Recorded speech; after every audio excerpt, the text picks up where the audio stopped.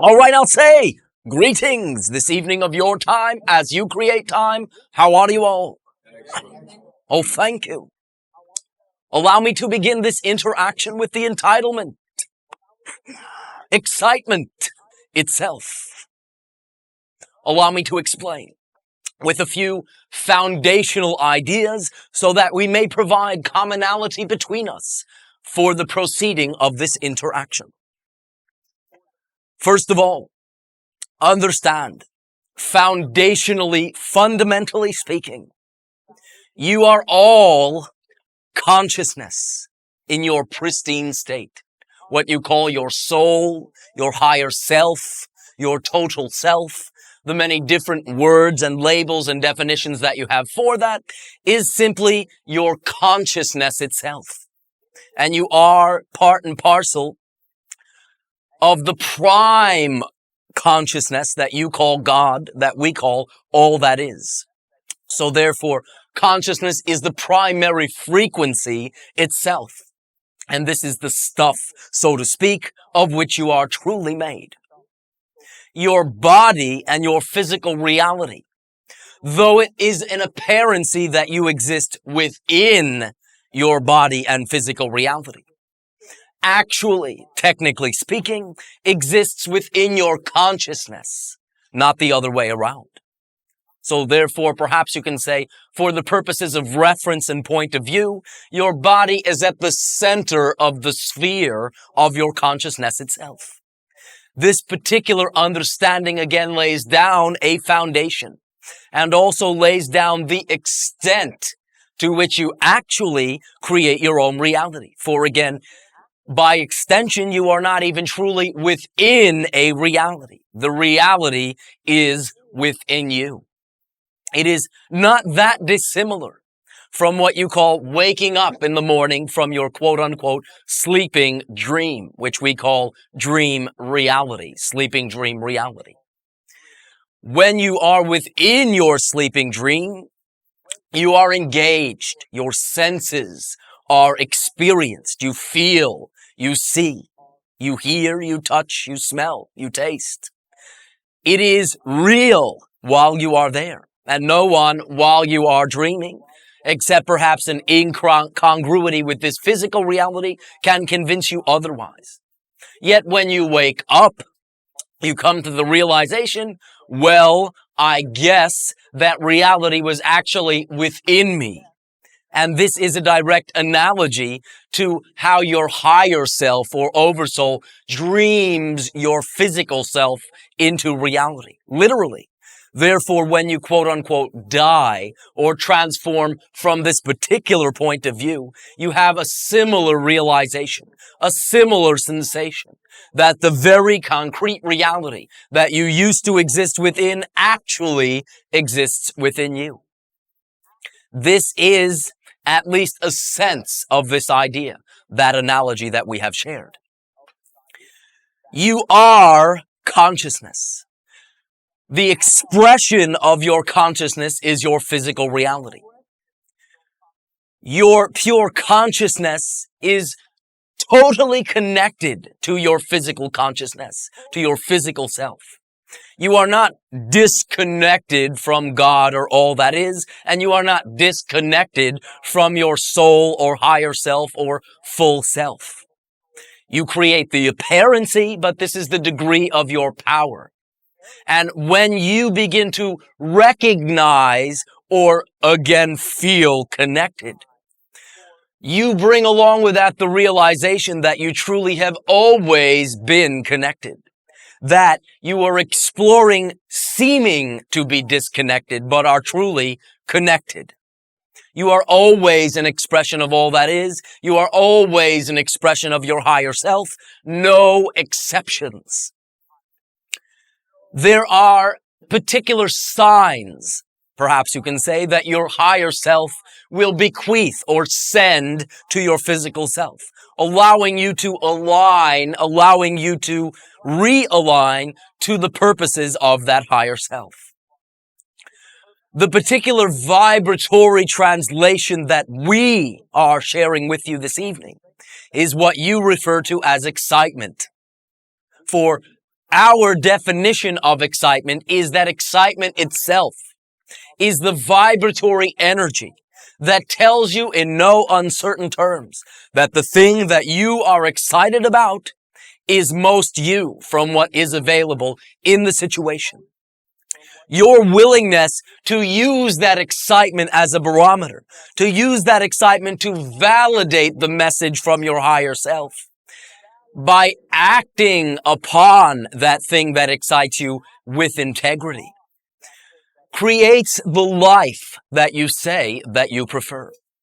Now, we do at this point make the distinction of acting upon your excitement with integrity, and understand that when we say integrity, we mean integrity as coming from the word integration, which is a realization, not a moral standard. The realization that everything does exist within you, by extension, can also be stated, is that everything is all one thing, one event within you. Therefore, one integrated, interwoven, synchronistic reality.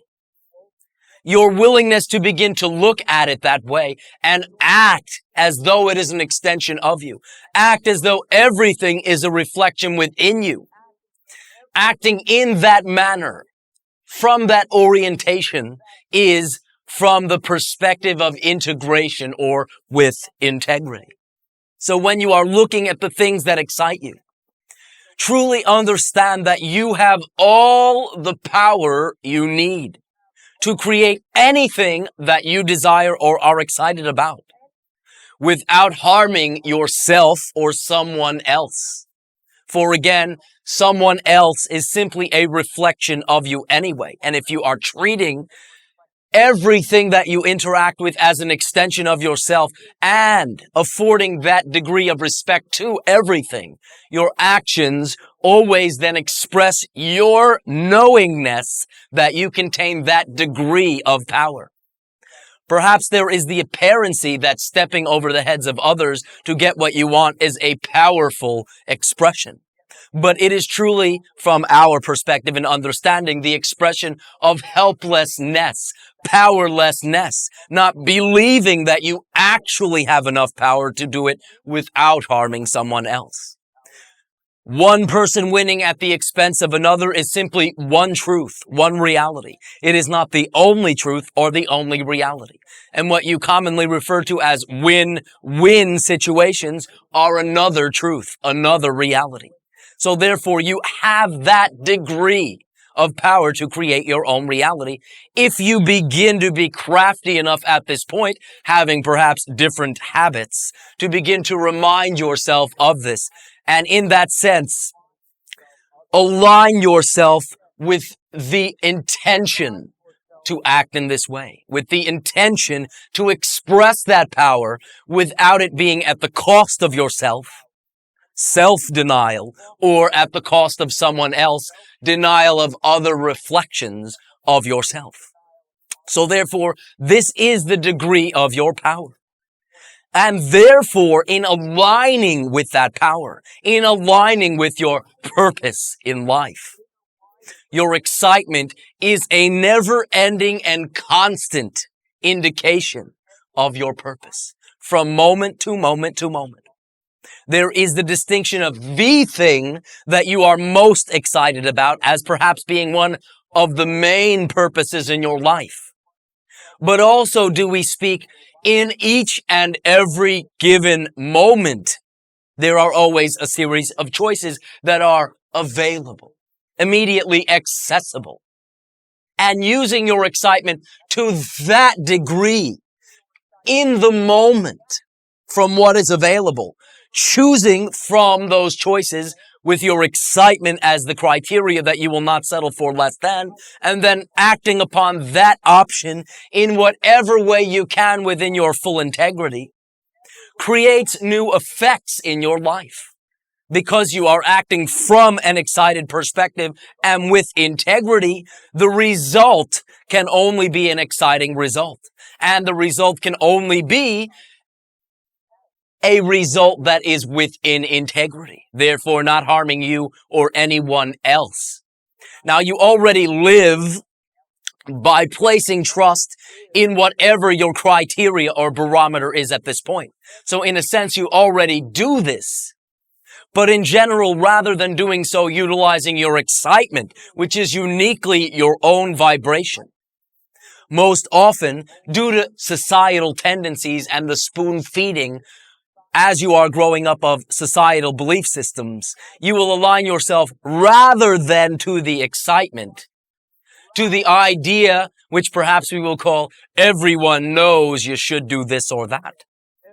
You align yourself to what others say you should be doing rather than what you know in your heart is an expression of who you are. You are not being someone else. You are interacting with the reflection you call someone else, but are choosing to be the point of view that you are. And therefore, only you can truly know what is, in that sense, exciting and within integrity for you. When you begin to function again in this way, you replace the results that you already get by following what everyone says you should or should not do. The results that many of you have in your life at this point are the results of conforming to the everyone knows reality, rather than checking in with your own internal understanding, your own internal message system, and beginning to react and respond from that perspective, which is your total self-empowerment.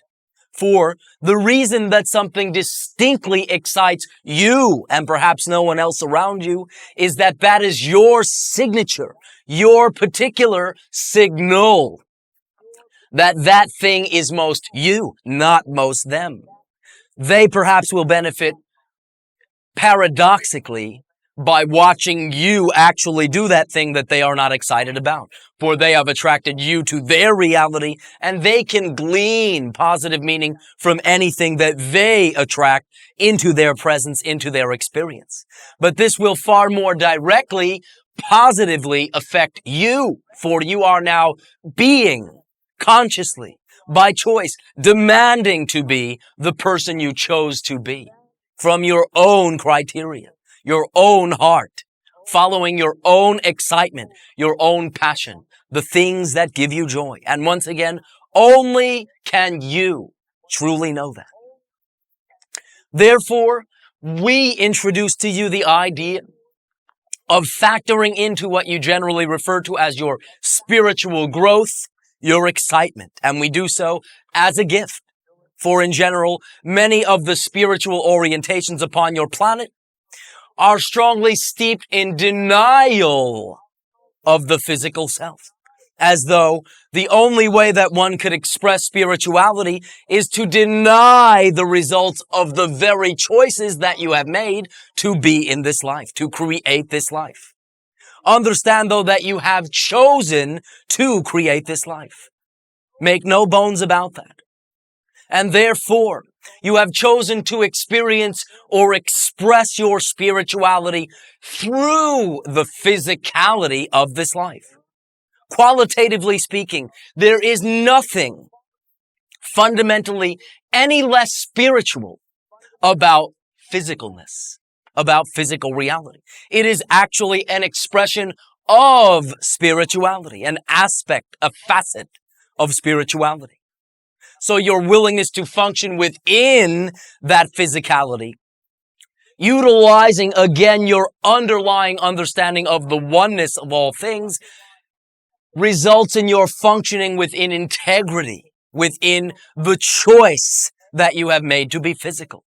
And therefore you express your spirituality through the physical.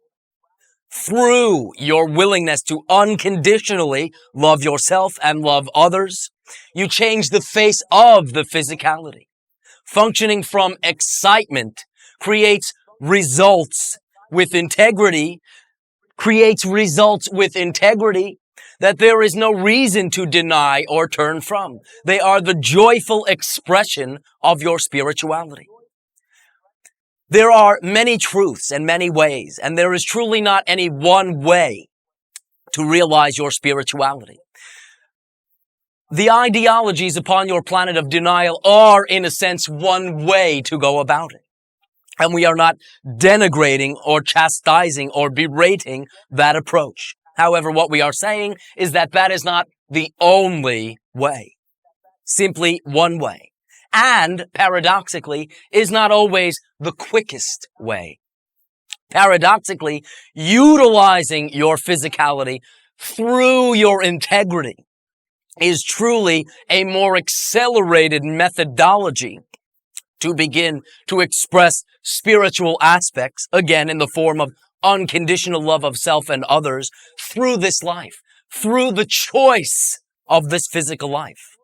Then you are truly getting down to the business of what you have, shall we say, created this reality to experience. And paradoxically, very often, will then begin to expand, so to speak, into the next phase of your reality.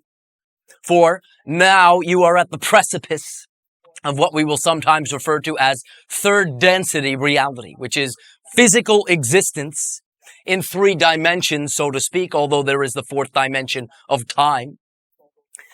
In a physical way, exploring certain limitations in belief to experience yourself as actually seeming as separate from everything else and separate from all that is. But the next phase of physicality, where you still remain physical, we will refer to as 4th density. And in that, you are less dense. You are more expanded, though still physical. That physical exploration, however, begins to take into account your creatorhood with all the stoppers pulled out, with no limitations. You begin to experience limitlessness in as far as that is possible within physical reality. As a society, you are on the precipice of 3rd, and perhaps you can say you are 3rd transitional 4th density beings. This is a very exciting time upon your planet, for this is the transformation from that 3rd density to that 4th density. And this is not about to begin next month or next year or in a few days, but has already began. And this is one of the reasons that we are even able to communicate with you at this time. For prior to this, simply there would not have been enough commonality for much sense to have been made from many of the things that we share. Your society was not willing to look at many of these ideas as being possible. But now that you are in full swing within your transformational age, enough individuals have considered these possibilities to make a difference in what you would call your overall mass consciousness, the combined consciousness in your planet, to create enough of a momentum for different aspects of consciousness that you generally perceive to be more alien than your day-to-day consciousness to begin to communicate with you in many different forms. That is why you are now seeing the bubbling up of these many different directions of thinking and many different gifts and offerings of ways that you can choose to be. I once again remind you that no way is discreetly unto itself the only way, not even what we are sharing.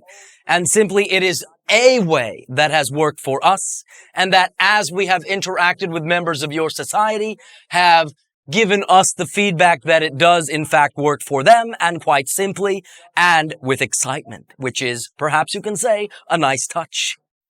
You can in that way be miserable and suffer your way to higher consciousness, or you can begin to have a good time, laugh, and enjoy your way to higher consciousness. This is the alternative that we offer, for again, it has worked for our society. And not because it is us, or that we in any way, shape, or form are any better qualitatively than you. We are not. We are simply more expanded. But because the timing beckons to us. The readiness, the willingness, the searching from your society has found us and allows us to interact with you in a more blatant way, though it is not quite the timing to interact face to face physically. This is something that will be possible, shall we say, within the next 5 to 10, perhaps 15 of your years, depending upon, again, the mass choices, the mass consciousness. This is a very exciting time upon your planet. It has been, quote unquote, predicted in many different forms, in many different ways, over many different eras of your history. In the time that those predictions were rendered, society was so structured that there was a sensing of the great change itself. But with the structures that were in place at the times of the prediction, sense could only be made of such great change by first understanding that there would be the tearing down, the complete tearing down of the old structure before a new one could be fully instilled. So therefore, embedded into these quote-unquote predictions is very often an apocalyptic or a negative outcome based on, again, the interpretation through the methodologies of the times that such a grand change could only occur by first tearing down completely the old reality. This is no longer so. This is no longer necessary. It is quite possible in that sense, though you will see much bubblings up within the next few years upon your planet of what you call violence. It is quite possible, and it is our perception that your mass consciousness has decided to not annihilate yourselves by nuclear means, thus making some of the smaller bubblings up a bit more safe to get out of your system. But it is not our perception that you will experience and perceive the transformation in negative terms unless you carry around the fear that you will. For fear is the same as saying that something that you do not prefer, the thing that you fear, is most likely. So if you blindly simply continue to fear, you are actually attracting the very thing you say you don't prefer by stating that you actually believe it to be most likely. If you use that fear, if you understand that fear as any emotion simply is the window to a belief that emotions do not exist within a vacuum and that all emotions are the result of a belief, and begin to ask yourself, what must I believe to be fearing such an outcome? You will begin to let yourself in, admit to yourself beliefs that you may still hold, which no longer serve you. And your experience will depend upon your beliefs, for they are the foundation of your actions, and your actions create your reality. So therefore, if you believe in a negative outcome, you will in general perform actions that will attract you to the highest degree of likelihood of experiencing a negative outcome. If you acknowledge that you believe this, acknowledgement is the first key to changing a belief. And in fact, you cannot change one till you first acknowledge it. So by allowing an emotion to deliver a belief, you can create the joyous appreciation for now that you acknowledge that perhaps very limiting, unpreferred belief. Only then can you change it. And you change it in a way quite similar to how you, shall we say, perpetuated the old belief to begin with. You simply, after acknowledging the old belief, I believe in a negative outcome, acknowledge the new belief, I believe in a positive outcome, and compare in your mind's eye how one who believes in a negative outcome, or how you, up to this point, having believed in a negative outcome, act because of that belief. You will see a pattern to your actions that actually allow you to use your actions as a window to tell you what you believe. You always act according to what you state you believe. So therefore, in stating the new preferred belief, I believe in a positive outcome, and using your imagination to furnish how a person would act who believes that, you will see a different set of actions come forth in your imagination, and they will then be available for you to choose as your actions. Should you choose the actions reflective of the positive belief that I expect a positive outcome, then you create the momentum of events leading to that positive outcome, and you create a vibration that attracts to you the positive outcome, even under the same exact set of circumstances. Two individuals can literally be standing next to each other, one embodying the negative expectation or expectancy, one embodying the positive, and a roof can fall on one and the other will sit there scratching their heads, still being aware of the negativity, but not experiencing it to any degree. And this brings us to a final point. Understand the distinction between exploring something mentally and experiencing it. For you can literally explore any idea. Though you have the saying that thoughts are things, they are not directly things. In between the thoughts and the manifestation are the actions. And if those actions are not performed, you will not manifest the things from that particular belief. Therefore, it is safe to look at any belief within you, even ones that are disturbing. For if you are not acting according to those beliefs, the mere thinking of them has no effect.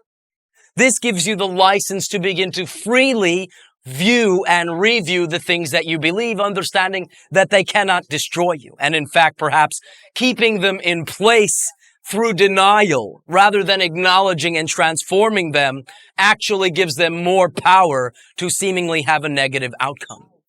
So explore away. Feel free to explore the many ideas within you, but simply cease to act until you have made a conscious choice of what you wish to believe, and again, through your imagination, extrapolated how one with the new preferred belief would act.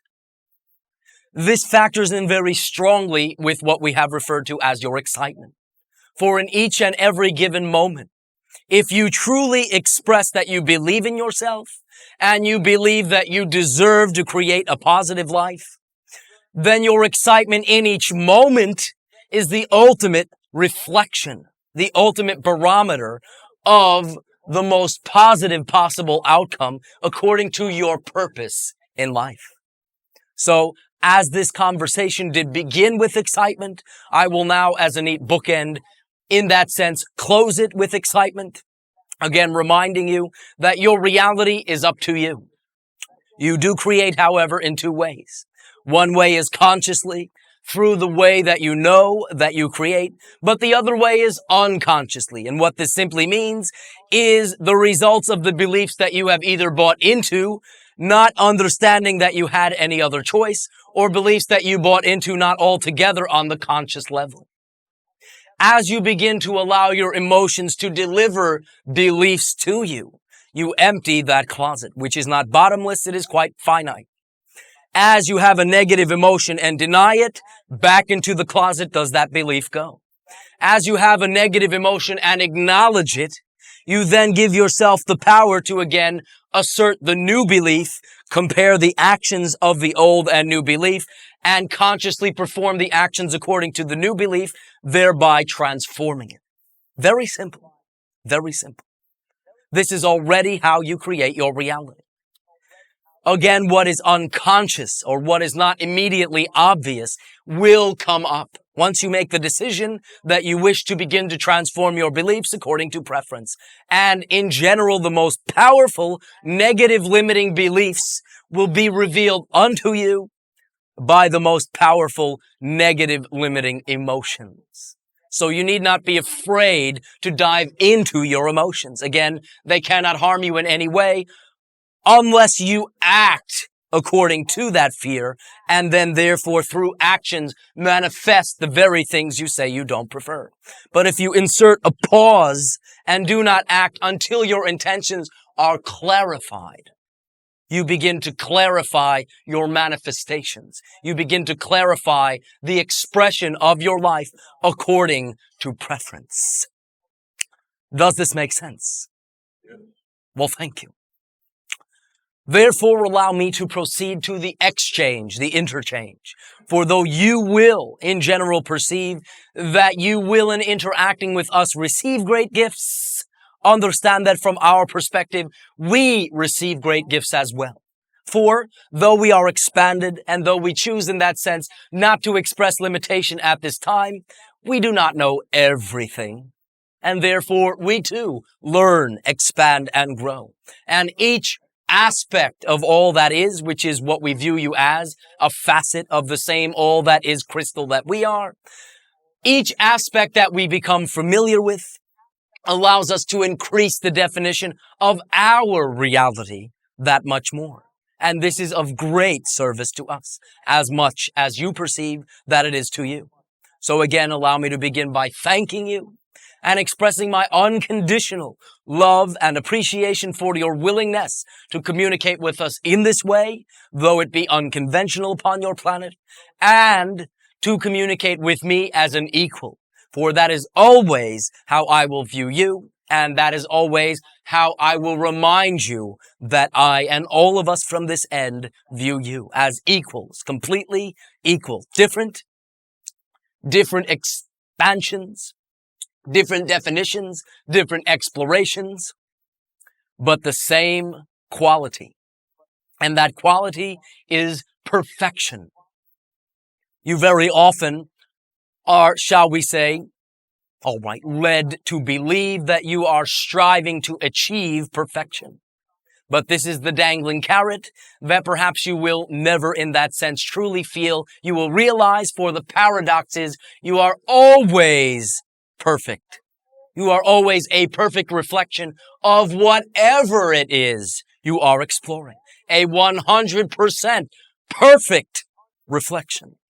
Therefore, perfection is not something to achieve, but something to simply realize you already contain. And as you shift your emphasis, you become then a perfect reflection of the new emphasis. Therefore, we are all perfect reflections of whatever it is that we are exploring at any time. And in this light, I ask you how I may be of service to you. Shedding. Don't be shy. Elan, Yes. greetings. And to you, good day. Although Tony's here, I'll beat him to the punch. Where are you right now? Right now, I am aboard my scout craft, orbiting my home planet of Essassani. And who else is in that scout craft besides you? Presently, I am with one other being. Male or female? Female. Ah, glad to hear that. All right. So am I. My question is, I wonder what does all that is do these days for its excitement? Well, you are a living example of it. Perhaps you can say everything that is joyous about what you experience with none of the judgment.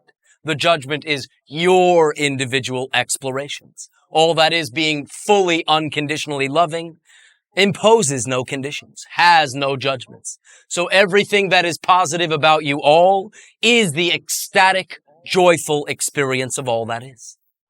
Are no more universes being created? Now, who said that? There are always new universes in that sense being created.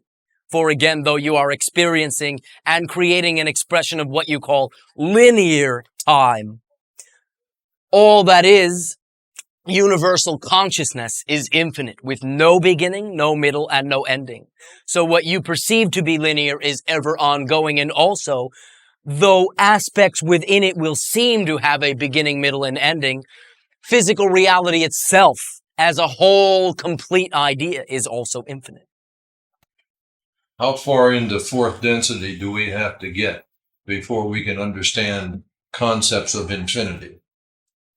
To some degree, in your third transitional fourth density reality, you are able to begin to understand aspects of it. As you embody a more fourth density way of being, you become more experientially aware of this. For again, it will be more of an experience than an analyzation. An analyzation is perhaps, you can say, an attempt to put infinite concepts into some kind of finite sense. So as you begin to shift the emphasis from analysis, not, shall we say, get rid of it altogether, it has its purpose, but away from it being the sole means to interpret, you begin to get more of an experiential sense of the beingness of infinity. So as you enter fourth, you will be more experientially aware of it. As you, so to speak, experience through fourth, become more and more aware of it. And then when you, in that sense, become fifth density, which would roughly correspond to the first density that would be called non-physical, you will really begin to get an experiential sense of it. You will begin to be approaching the beginnings, so to speak. This is quite colloquial and almost a bit paradoxical, but the beginnings of infiniteness. Okay, I'll ponder that a little bit. Well, all right. Let me ask you, what's the difference between an angel and a saint? Well, in general, by your own terminology, a saint will be a human individual who walks the earth and is generally posthumously awarded that title for one reason or another. What you call angelic consciousness can come from many sources and are generally interpreted in that way, for they are not completely existing within the same dimensional reality as yourselves, and in shifting their vibration to become of like enough vibration to be perceived by you can still look somewhat transparent. There are also certain extraterrestrial, shall we say, entities that present themselves in what you will colloquially refer to as light bodies that many times will be interpreted as angelic. One last comment. Are you aware that the only reason we're all here is because something happened there next to the pyramids in Cairo? Well, that is not strictly true. Okay. That is merely one of the minute details. Metaphysically speaking, everyone who is here is again here by no accident and is here because this is exactly what it will behoove them to hear, regardless of what they choose to do with it. For what we share will either be of complete use to you, or you will find something else and therefore cannot lose. But it was no accident that somehow this all came about. Well, unless you wish to assume this to be the one extraneous thing in creation. From our perspective, it is not. It is merely synchronicity. It is in having the intention and maintaining the clear intention, the details working themselves out through synchronicity, through coincidences, not accidents, but incidences occurring at the same time, interwoven, seemingly unrelated, but again, because everything is one expression, one idea, by definition, they must be related. Well, some wonderful new relationships have been created. Thank you very much. Well, thank yourself. You have created them. And understand that many more are to follow. Should you simply continue to be true to who you are, they will occur according to preference in an accelerated timing. Thank you. Oh, thank you. Shut in. Elan, Yes. I want to ask you some questions about guides. All right. How many kinds of guides are there? Some would be beings who are in fifth or sixth, seventh dimensions, and some would be your own, your own higher self. Well, there is no discrete number that we will put upon it at this time. But the idea is that there are many different forms and expressions and explorations of consciousness which can from time to time communicate or create a common vibration with your reality so that some commonality and sense can be made of the interaction. Very often, many of what you call your mediums will, in that sense, communicate with what you colloquially refer to as reincarnational individuals in between lives. But that is merely one expression. There are, again, other realities altogether which have some degree of commonality with your reality and some which have very little degree with your commonality. And depending upon the explorations of those particular, shall we say, trains of consciousness, they will communicate and create ways to communicate with and through individuals from many different realms. We will represent physical beings, actual, living, discrete, perhaps you can say colloquially, flesh and blood beings who exist upon a planet similar in many ways to your own with many differences, who have developed telepathic communications between all members. So therefore, it is not very difficult for us, once again, you as a society create enough commonality, for us to simply use our typical method of communication with each other to then, by extension, communicate with you. But there are also possibilities of communicating with many other realms. Is there something specific you wish to discuss in this regard? Do we have the same guides throughout our journey, the journey of the soul? The same guides? This will occur from time to time, but is quite rare. For again, if it is a reincarnational guide, many times you will live lives with these souls. And then from time to time, for particular and specific reasons, when you choose to reincarnate, a particular, shall we say, soulmate, loosely speaking, may choose to simply remain behind the scenes for that life, thereby providing an anchor, perhaps you can say, to certain spiritual realms, loosely speaking. But in general, no. In general, each guide is also on their own explorative path. And you need not have a guardian angel, for you create your own reality. You are not drowning. And though it is a companion and someone to share with, by no means do you need anything other than who you are and what you have. It is a perk. Is it necessary to know who your guide is? And in other words, if you don't know who they are and how many and what they are doing. In general, you will strongly align to 1 to 2 guides. Now, there are exceptions depending upon the exploration. But many times, even if you are interacting with merely 1 or 2, at first, while you are familiarizing yourself with expanded beings who choose to express themselves in more expanded terms than your own, again, not better, simply more expanded, you will perceive them as being many, many individuals. And as you begin to get used to the idea, used to the feeling of them, they will seem to combine and coagulate down to 1 or 2. What I don't understand is why they don't communicate with me the way I would like them to. Well, who is your perception of who they are who are not doing what you wish? I understand I feel they are my guides, but they don't tell me anything. They just are there, but they don't say who they are or why. Again, why do you assume this to be extraneous? Why do you assume that you need to be in any different communication than you already are? Obviously, you have guide consciousness that you are in direct communication with. Are you saying you wish to have more? Not more communication, but more information. All right. Well, you can get them from the clearest, most open source. And any other guide consciousness can come through that one conduit. You need not separate it out and create many more complex, shall we say, relationships. Simply allow the information to come in the path of least resistance, which you are doing, but accept that. And then either, if there is again, particular reason, one guide may stand out to say something in particular, but you may find often that that is simply not necessary and would become quite confusing. What you said before made a lot of sense in my, for me. You said analyzing and experiencing. And I just realized that I have been doing too much analyzing. Well, just the right amount to realize that you may wish to do less. And I'm wondering, do you have a guide?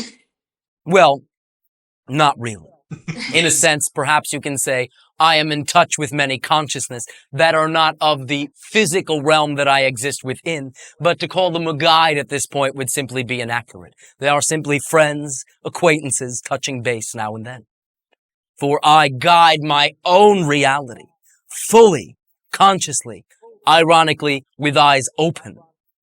I, in that sense, choose according to my excitement and literally, without any exception whatsoever, live in the way that I began sharing with you in this interaction. Choosing from what is available with my excitement, acting upon that excitement. Everyone else in the society is doing the same thing. And there is a very complex, interwoven, common at times and individual at times experience. Therefore, we all flow to and fro with each other and sometimes alone in ecstatic joy. And your mere ability to even understand the words that I have just shared is your, shall we say, indication that you contain that ability. Right, I have been listening to you, and I like all these ideas are just exciting, very nice ideas. But I find it frustrating to experience that it's not possible. Frustration is not being in the moment. Frustration is, perhaps you can say, utilizing the moment to extrapolate a what-if scenario, to look back upon something which is perhaps not relevant to the moment at the cost of what is in the moment. You need not create frustration. And simply when you feel that, remind yourself, well, how interesting. I'm frustrated. Must not be in the moment. All right, push that aside. What is right in front of my face? Look at that. This excites me. You're back in motion. No frustration. However, you have hit upon something in a sense that is also quite helpful.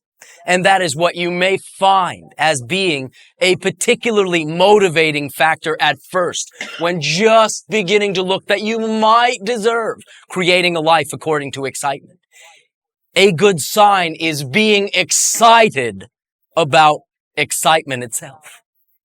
So therefore, use that. If it excites you to think that what excites you can create your life, that is a very positive beginning step. That tells you that that rings true with you. The frustration is simply, all right, analyzing yourself out of the moment, so to speak. Yes, that's very helpful. Thank you. Oh, thank you. You have created it. Shutting. Elan, I have Yes. a question for you. This Do share. nothing to do with what I thought I was going to be asking. Well, how exciting, and welcome to the moment too. Thank you. That's exactly what it has to do with. Now, I've noticed that a lot of people who live in the moment are not perfectionists, and they're not usually first children or only children. So in that case, By the way, that is observational, based on the filters of your perceptions and beliefs. Our particular scanning would say that to not be completely accurate.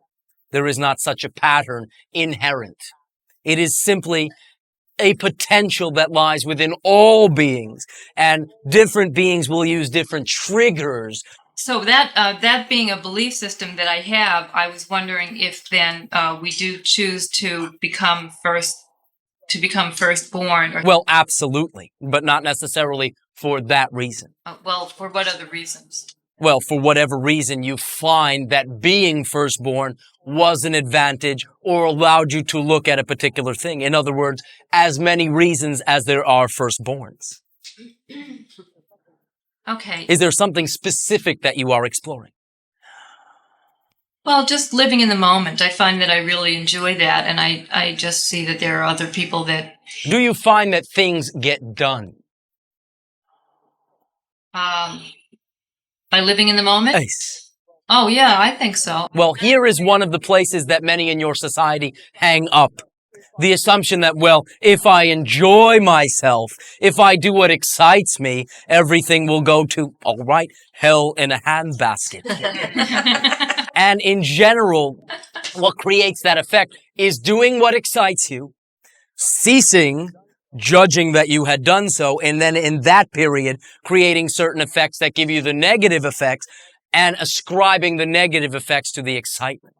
But when you perform the excitement in enough of a succession to create a momentum to replace the momentum that you've already created unconsciously, then the paradox is all the details get handled. All the bills get paid. Everything falls into place.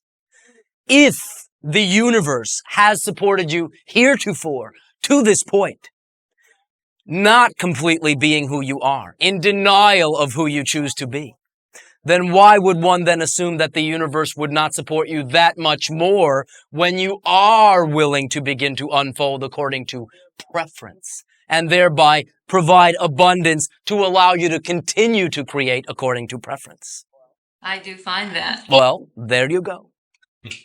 Okay, and then I have another question for you. Thank you for that. Well, thank you. There are some extraterrestrials around named Phoenix and Andromeda who have formed the Genesis Alliance. Have you heard of them? And can you tell me what their intentions are? We are not familiar with that nomenclature. However, if you will describe, that will allow me to scan. Okay, these are beings. What is the source of the information?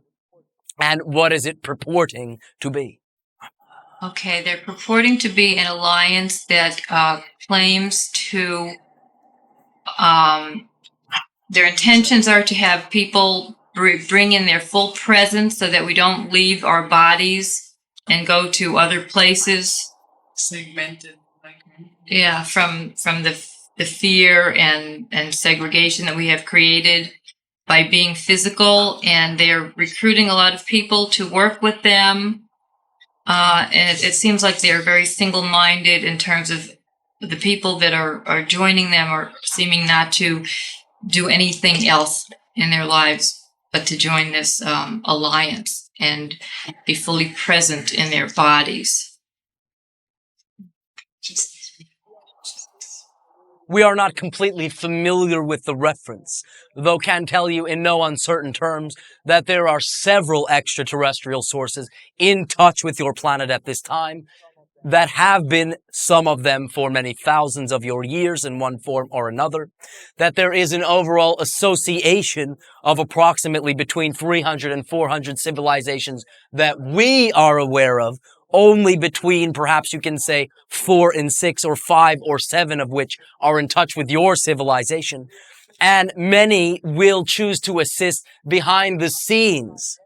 But how you will identify them is they will generally present themselves not as being able to provide you with anything that you don't already contain, or, again, do something for you. For you are the only one that can create your own reality. We are not familiar with the reference, but that does not altogether mean that it is not something on some other identification level that we are familiar with. Is there any more you can provide? Do they purport to be from a particular location? I haven't heard, but do you know? No. They presented themselves as being walk-ins in our nomenclature, even though that's not entirely accurate, and that they were created for the purpose of coming into human bodies to explore what it is that's wrong with us, so to speak. Well, in a sense, if this is truly accurate, they will find nothing is wrong. You are functioning perfectly. You are perfect reflections, again, of whatever you are exploring. Now, in this particular instance, for approximately the past 25,000 years of your planet's history, you have been exploring limitation. So therefore, there is a fascination with your mastery of limitation. You are all masters of limitation itself. And we mean this in the fondest way, for mastering any particular exploration is, perhaps you can say, the topmost level of achievement of exploration of that particular point of view or approach. So many times, individual consciousness from extraterrestrial societies will interact by incarnating into your society, in that sense, to experience your degree of separation and bring that back as a symbol to their own planet. But none of these civilizations that we are discreetly aware of would approach you from the perspective that there is something wrong. Simply being fascinated and curious about what you have chosen to explore. And once again, from my perspective, there is absolutely nothing wrong. It is a perfect reflection. Elan, another way to an issue that surrounds this that Allison was discussing has to do with our whole multi-dimensional beings. And the way I understand Phoenix and Andromeda to work, their end result was unity. It was a beautiful purpose. What they felt that they could do to help create this unity was to create an energy field around an individual and help bring in their full presence, as they call it, which in my understanding was to help bring in our various multidimensional aspects. Well, all right. That is one way to do it. Understand that following your excitement in the moment does the same thing. It literally creates that energetic field that you emanate from yourself anyway. For they, or any external source, does not, technically speaking, create a field around you. They make a suggestion or provide a conducive atmosphere for you to match their suggestion or offering. You create the energy, very often ascribing it to an external source, but you are the only one who can experience your own energy. So even in interacting with me, individuals will often say, well, I feel your energy. But understand, technically speaking, that is inaccurate.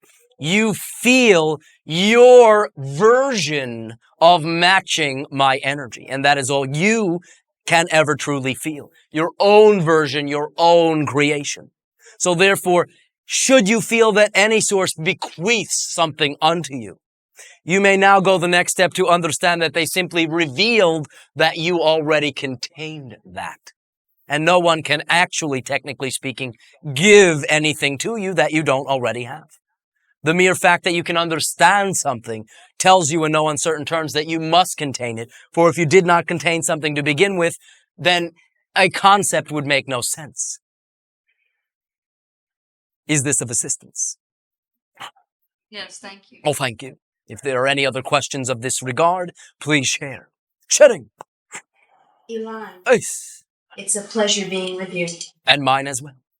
It's felt like everything that you said I was so in alignment with. It's Oh, not you too. There's something going around. I think it's fourth density transformational sickness. the type of coming home, the work that I do. A Ace. validation not from you, but within me. Oh, thank you. Quite accurate. And I want to thank you.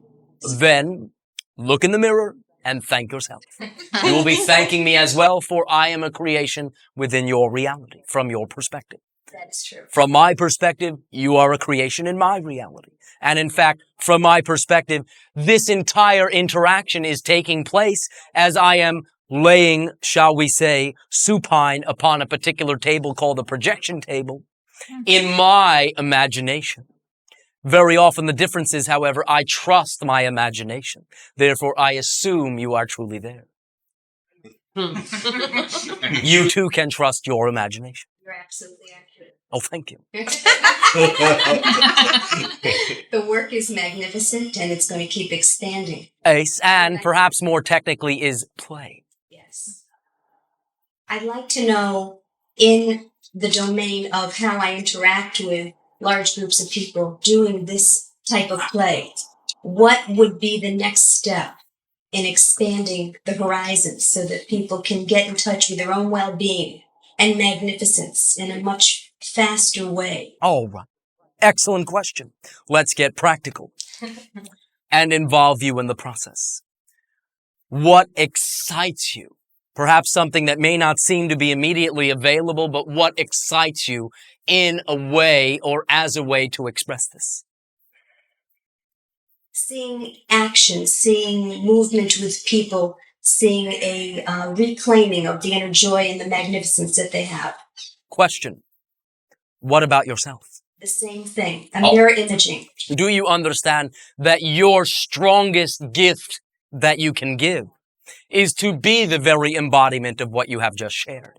Yes. For in telling someone about this, perhaps generally in the way you are all brought up, it sounds nice.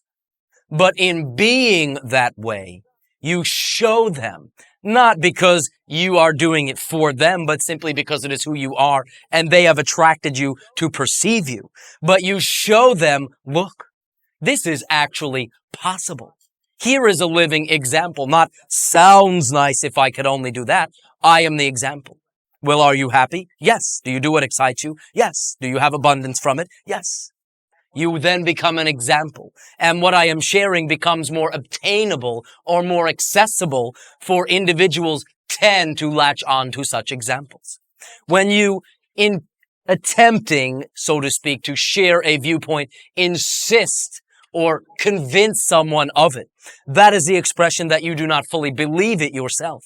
But when simply offering it unconditionally as a gift with the receipt in case they choose to return it, then you are doing a service to them. And by then reinforcing what you have offered, not forced down their throat, but reinforcing what you have offered through action, through example, through the joy, through the excitement, through the living of your own life, that is a true gift. For that lets one see, look, this is possible. I didn't think so. There's the proof. So by example, first of all, be the exact way from this point forward that you have imagined you would enjoy seeing other people. For as you act that way, you create the results of that alignment, of that vibration. And what happens is you then attract either other individuals of like mind or, interestingly enough, that same aspect within others that you have already known that you have not interacted on that level with. For when you shift the level of who you are, not mentally, not analytically, but through action, you shift your perception, and you also literally shift the vibratory reality whereby and through which you interact with other individuals on. So the bottom line is, as you change, others seem to change, for you are now interacting with that matched new level within them. The ones that are not willing to explore that will seem to gravitate away from your physical proximity in one way or another. But either you will begin to attract many individuals now that you are being that way that are also being that way, for like attracts like in that way. And or you will also see individuals who never even seem to have an inkling of this beginning to express it in subtle levels. So if you truly wish to see this idea, then be this idea. I've experienced that. Oh, And I keep experiencing it. It's what I'd like to know is why do so many of us have to, in our language, hit the wall first before we see the light? well, that is simply one way to do it. And none of you have to do anything. Though very often, through certain suggestions and tendencies in your society, you have a particular tendency to believe that if you hit bottom, everything else is up. But that is only one way to look at it. Another way to look at it is when you go downhill, you go much faster. But the point is, it is all perspective. Nothing in your life is extraneous. And everything as an event, as a statement, as a circumstance is a neutral set of props whereby you are the assigner of the meaning. You supply the meaning to the neutral set of props or people or events, and the meaning you assign determines the effect you get out. But the exact same event can yield every single possibility of an outcome depending on which meaning you plug in. And your willingness to begin to look at these situations as a creator. And a creator looks at why I create something, not why is this happening to me. You begin, rather than saying, this is very bad, and therefore life stinks, you begin to say, well, on the surface, this obviously looks quite negative. In this society, this, when it happens, is generally referred to as negative. But now I am looking at my reality as a creator. So therefore, I acknowledge the negative interpretation, but I also acknowledge the blank prop. And I also acknowledge that if I created it, there is service to be gleaned from it. If you then ask, how is this of service to me exactly the way it is? You take the same prop and get a different effect and allow it to serve you. And as you allow each event to serve you, shall we say you are quite served? Does this make sense? Yes, absolutely. Therefore, redefine your reality according to preference and glean the positive meaning after having acknowledged the negative assignment. Then you cannot create any other effects that are negative from this point forward, and therefore will never seem to spiral downward. Again, that is simply a concept. There is also very strongly, again, bought into in your society, the idea that karma, or one of the definitions of karma, is that for every 5 minutes of extreme ecstasy, you must create 5 minutes of misery for a balance. And I again share with you that all ways are valid, all truths are true, and that is one way, obviously, to create, and one way, obviously, to look at it, and one effect you can obviously get. But you need not, again, think that's the only way. Expanding consciousness in a world of polarity, positive and negative, will expand your awareness of both positive and negative. But what you experience is, once again, always completely determined by your actions. So therefore, you can be aware of negativity, but it will be through others. If your actions are all positively aligned, only will your experience be positive. Is that of service? Yes, I believe that we create our own reality. and that we are our own creators. And it depends on the filter system that we have, the way that we choose to look at our life, in which direction, positive or negative. And I agree. Well, thank you. Thank you. Thank you for allowing me to reflect back to you what you already knew. Oh, About a personal experience. For the last, I'd say year and a half since I've been experiencing what I would call an opening, so to speak, I've been having these various different things come and visit me, all of a quite varied nature. well, how exciting. No, it is. Oh, Most recently, I had this beautiful little helicopter-type spacecraft wake me up in the middle of the night. I was curious as to what that symbolized. I see it. I'm woken up and I see it. My eyes are open and I see these things. describe. Oh, gosh. Tiny. They never stay long enough for me to talk to them. So that's why I'm asking you. What is the approximate size? Oh, this one was maybe 4 inches and a lot of colors. I could almost see all of the rainbow colors in it, outlining the craft. It felt like a helicopter, but it didn't. I didn't hear anything this time. It is not what you would call colloquially a helicopter. Oh, no. What you are perceiving is an interdimensional craft. And the dimension from which it is piercing from, shall we say, has, shall we say, only some commonality to your own. So when interpenetrating into your dimensional reality, there will be, shall we say, a seeming confusion in the relative sizes of things. To them, they are quite large in that sense. When interpenetrating your reality, they may be perceived in this way. But the overall signal, the overall sign that you are receiving is that your vision is beginning, by choice, by preference and agreement, to expand, to include things that are not generally accepted by the mass consciousness agreement. Why don't they stay so I can talk with them? I mean, Have you asked? yeah. In what way? Don't leave. They flick out. Perhaps I'm not ready for the communication. Is that it? First of all, rather than saying, don't leave, next time perhaps stay, you will find, again, to be more understood. For perhaps the negative and positive interpretations are not completely understood. Okay. But also understand that the communication that would occur will occur on a consciousness level and may even appear to be or appear as you thinking to yourself.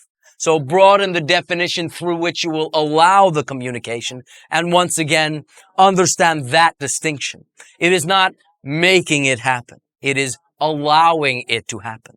It is not an attempt or an effort. It is an effortless flow and allowance. Simply again, if you issue the invitation and they pop out, simply trust the timing as well. For there are degrees of getting your feet wet. Yeah, I understand that completely. I have another question. Last year, when I was taking a metaphysics class, I was reading a book about Scotland and was looking at it and thinking, oh my goodness, Scotland represents the heart of the world. One of them. Okay, one of them.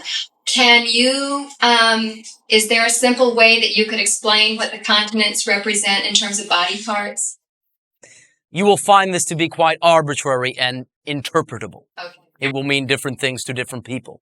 Suffice it to say that there are many points upon your planet that are vortexes of electromagnetic energy, nodal points, focal points, if you will, that have characteristic routing of the electromagnetic flow of your planet.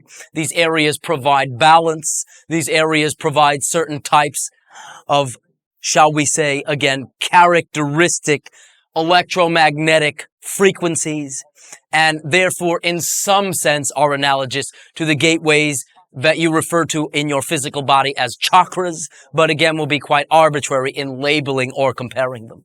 And you will find many overlaps, many different meanings. So simply gravitate toward what works for you and use that.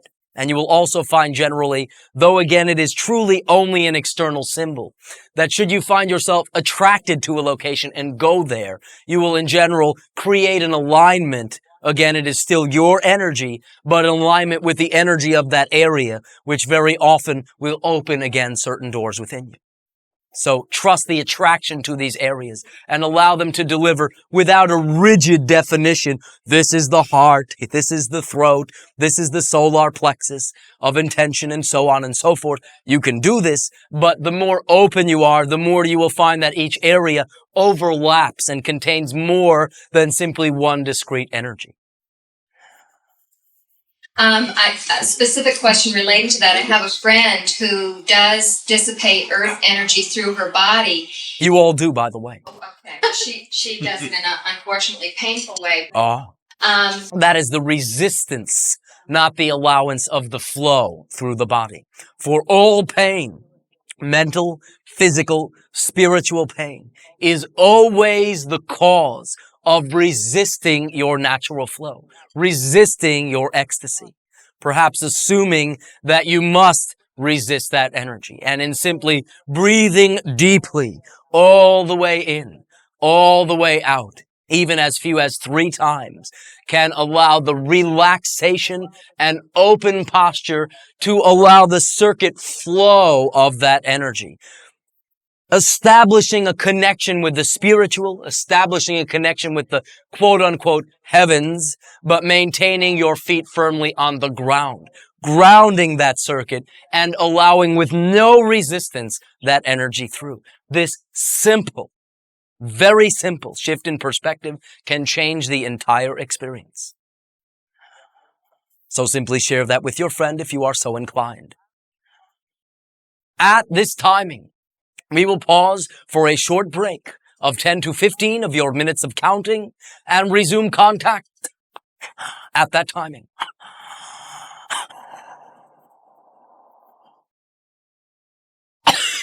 All right, I'll say, before we continue, allow me to simply say, when we referred in the beginning of this interaction to what you colloquially refer to as your nighttime dreams as a nighttime sleeping dream reality, we meant this literally. For the idea is you are dreaming right now. What you are perceiving is, again, perhaps more appropriately and colloquially, the dream of your higher self or your oversoul.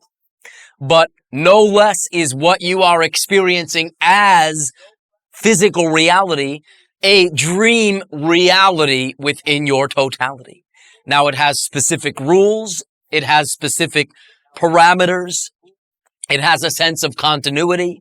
It has, shall we say, a tendency to bind or seem to bind one to a continuum, to a timeline, whereby there is a lag between the having of the belief and the manifestation of the reality. But this is truly only another version of what you call your nighttime sleeping dream reality. For that is a reality, is real, is other focuses, other explorations within your totality. What you will begin to find as you live this dream, according to preference, according to excitement, is that the definitions, parameters, boundaries, if you will, of this dream will begin to expand. And you will no longer seem, quote unquote, bound to the quote unquote laws within this physical reality. You will begin to expand the effects, expand the manifestations, and no longer be so oriented to the lag between the having of the idea and its manifestation. Now, as you still draw a distinction, you distinctly create 2 separate experiences. Distinctly the waking dream from distinctly the sleeping dream. But as you begin to live this dream and begin to expand the definition and expression of this dream, there no longer is the need for the distinction. And the line between the two begins to dissolve. And you begin to have one never-ending, so to speak, dream, whereby the line becomes fuzzy. And perhaps one of the symptoms of this line becoming fuzzy is finding yourself asking more frequently, well, did this happen or did I dream it? For you will once again, in no longer making a distinction between the two and simply living this dream, accessing more of your totality in this dream, no longer have the reason to create them as separate experience. So this is again a very exciting timing, and that is but one of the many splendorous, shall we say, symptoms, perhaps, of beginning to live in this way. Creating the dream consciously and living the fruits of the dream in a more immediate and accelerated fashion. We thank you for the allowance of this explanation. We thank you for the allowance of your consciousness to look at your reality from the perspective that once again you are already dreaming. And in continuing this interaction, wish you a most pleasant dream. Shutting. Ace. You mentioned at one time that you do not have a separation between the waking dream and the sleeping dream. In fact, you don't sleep much. Ace. Now, is it that as the need for separating the daytime from the nighttime dream begins to dissipate and the two become one, that you no longer need sleep, and why? Well, to a high degree. For understand, though it is the, shall we say, common assumption of your society that sleeping is for the purposes of regenerating your body, mainly understand that your body is ever and constantly regenerating, recreating, re-expressing in this way. And therefore, perhaps if you were to get a bit more accurate about it, the reason for sleep is for the accessing of various portions of your consciousness that you separate out from this portion, and therefore again is a means of touching in with more of your overall totality. As you begin to express and tap into that totality in this dream, again, you then no longer have the necessity for the separate experience, and will find, again, once you should in that sense progress to the point where you no longer need sleep, that your body will regenerate just fine. And you will simply continue in the experience, no longer needing to create gaps to touch in with other portions. You will constantly be attached to those portions where and when it will serve you without making the separation. Understand that in viewing becoming fourth density, the symbols that were exclusively external become recollected into yourself, a recollection, literally. And you begin in that sense to no longer have those separations and begin to flow as the creator. Bringing back and merging the external symbols, perhaps you can say one by one, till there is full recognition of full creatorhood, which then results in no longer needing to explore external and internal as separate and simply expressing as non-physical consciousness. You seem to imply earlier that while I myself create my nighttime dream, that my higher self creates this daytime dream? Well, in a sense, as an analogy. But again, understand that you are your higher self. These are simply differences in points of view. Yes, but I'm not my higher self in the way I'm real clear that I'm myself. Well, if you say so. But understand, you are the perfect point of view expression of your higher self for what you are exploring as a discrete individual. From the viewpoint of your higher self that you consider is not the viewpoint of your physical self, that is what we mean that aspect dreams you into physical reality or imagines you into physical reality. For just as, again, we encourage you to use your imagination as a template, so does your higher self use its imagination to create your reality, so to speak. I see. Now, while this waking dream, three-dimensional experience or third density experience has certain rules and principles and laws, agreed upon ideas. yes, which are flexible and can be changed, I suppose. Does not the dream state also have certain rules and principles and laws by which things operate? Well, in a sense, your perception of them are simply what you carry over as still assuming are the rules and laws. And that is what then creates your experience of them. But you will find, should you find yourself lucidly awake in a dream and simply state a belief that is inconsistent with the quote-unquote laws of this dream that you can then immediately express that reality. For instance, jumping into the air and flying. Even in this waking state? Well, we are speaking now in, shall we say, the sleeping dream state, but ultimately in this waking state as well. Though for now there are specific reasons you are choosing not to do so and abide by the overall mass agreement, which also includes the mass agreement to unfold at a similar rate. Is it okay to go out of agreement with the mass agreement, or would it be would it create too much of an upset? It is absolutely fine, but again, in general, will not be perceived by individuals choosing to create that agreement. So you will have no corroboration.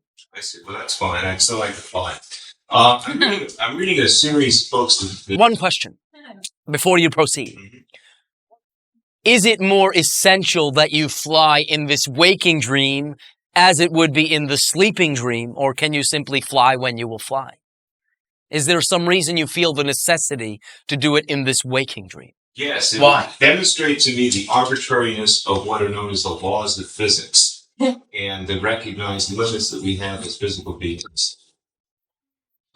Have you not, in a sense, already demonstrated this to yourself in many ways, in many of the manifestations that you have beholded in your life? Yes, but I haven't flown yet. Well, all right.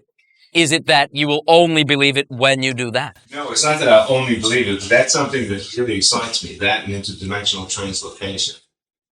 Due to the way that you create the layers of personality in your reality, we once again simply suggest that you begin to explore what you call astral method of traveling. That will, in a sense, all right, give you your wings, get you used to the idea on a conscious, seemingly lucid, awake level. Access what is accessible. Access what is available. Act on that with your integrity. It even works in this instance.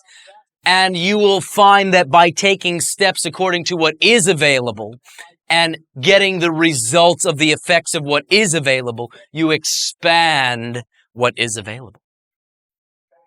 You are more likely, again, to get your wings that way now, for it is something that even your mass agreement makes an allowance for. So therefore, work with what you have. Choose with your excitement from what is available, and that will expand, again, what is available.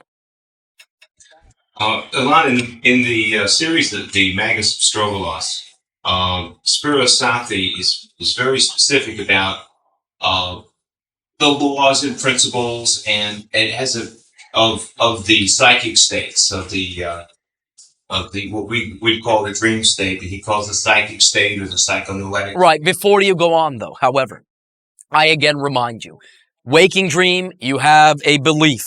You have an emotion, a thought, performed actions, manifestation. Big, long lag between the belief and the manifestation. In these other realities, you have the belief, you have the reality, instantaneous. If you believe these laws exist, in no uncertain terms, you will bind yourself to them. So the answer is, yes, they exist, but only due to an individual recreating that aspect of their agreement on that plane. It is not inherent that that plane has these rules, no.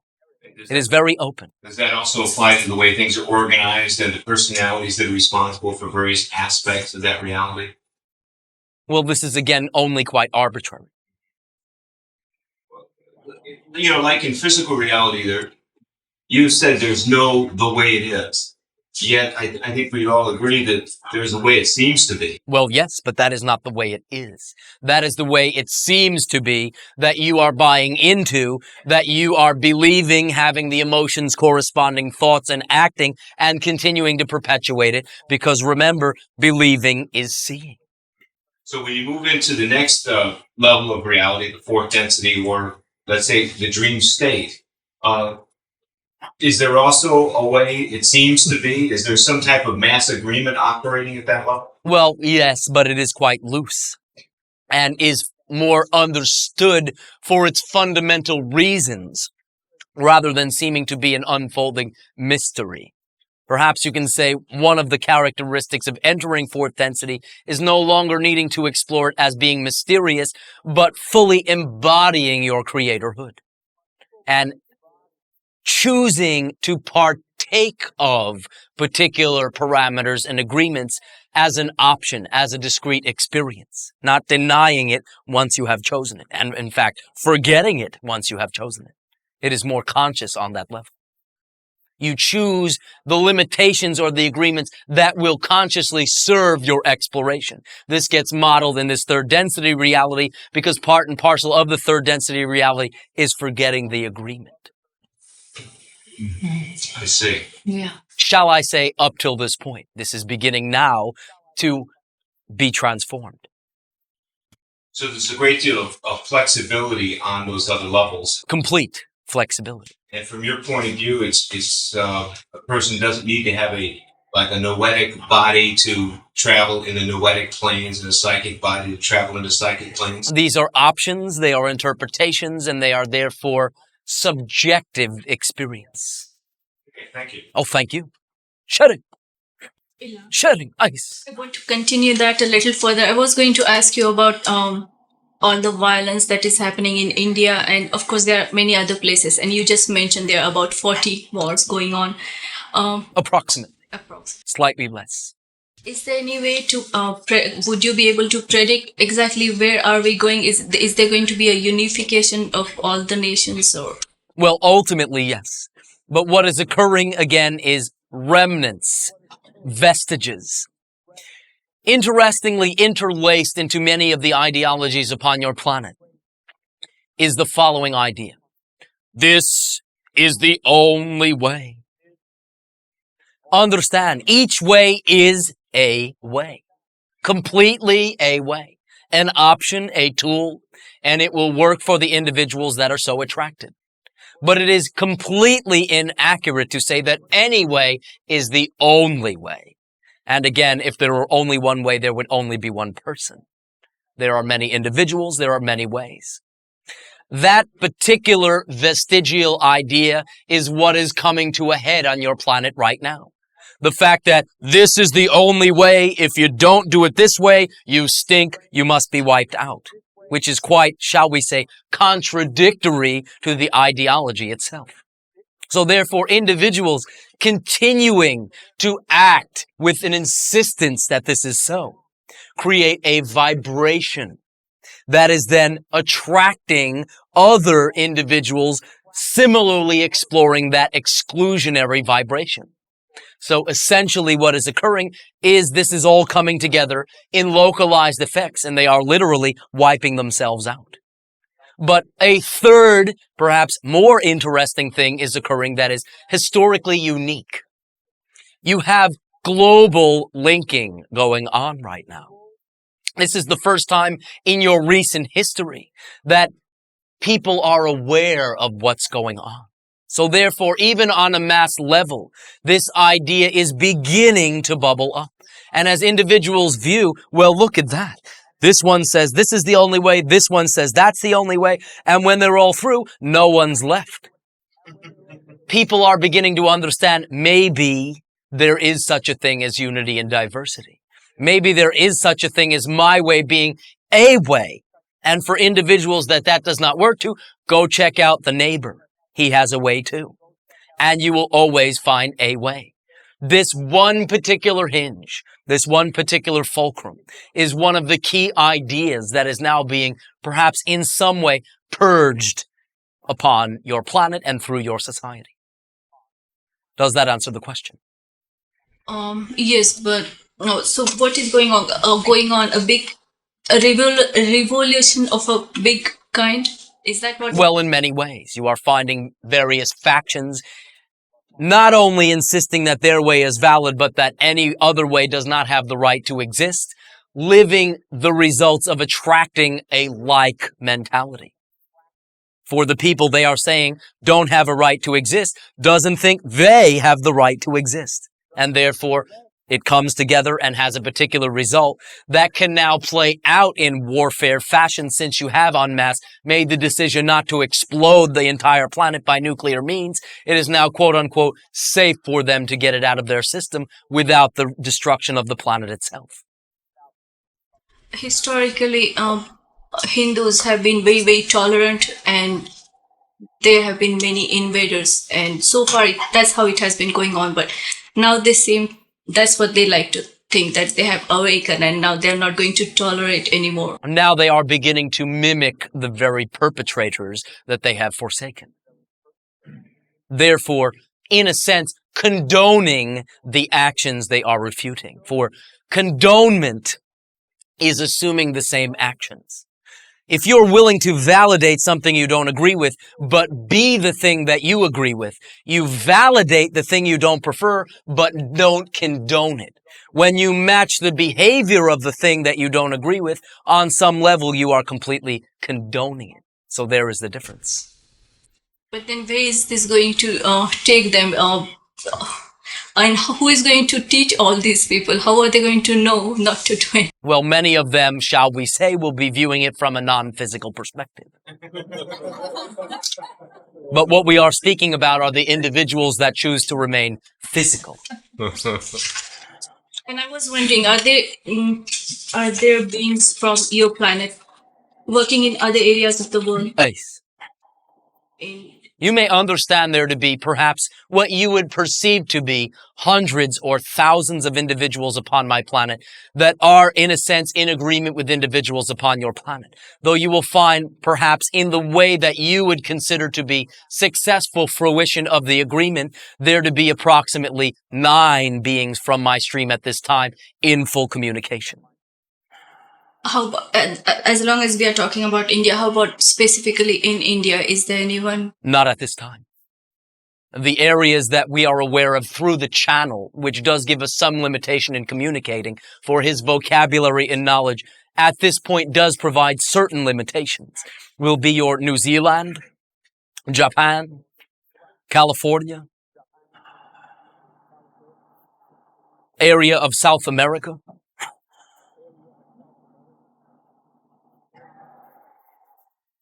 and to some degree in what you would call Switzerland.